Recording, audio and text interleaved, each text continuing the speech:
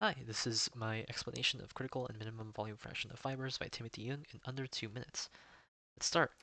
So firstly, we should explain minimum volume fraction of fibers. The minimum volume fraction of a fiber matrix composite is the minimum volume fraction needed for the composite to act as a composite. In other words, under the minimum volume fraction, the failure of the composite will not be determined by the fibers, rather it will be determined by the matrix.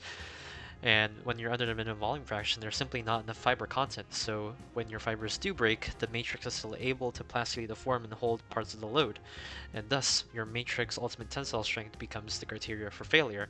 Above the minimum volume fraction, however, your fibers will start taking the majority of the load, and instead of the failure criteria being the matrix, the failure criteria will be the fibers because they will break in sequence one after another, and the matrix will not be able to hold any more load after the fibers all break. And additionally, under this minimum volume fraction, the strength of the composite is not improved compared to the matrix in its pure base form, so you're getting no improvement when you add in such a little amount of fibers.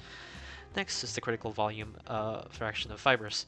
In the critical volume fraction of fibers, it is the volume fraction in which the strength of the composite is equal to the strength of the matrix at base. And so above the critical volume fraction, the strength of your composite is improved compared to the pure matrix. And ideally, you want your volume fraction to be much, much greater than your critical volume fraction, so you can have as much strength added to your composite thanks to your fibers as possible.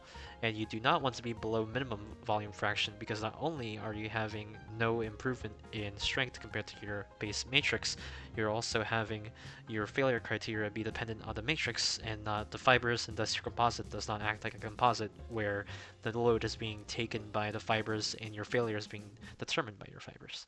Thank you.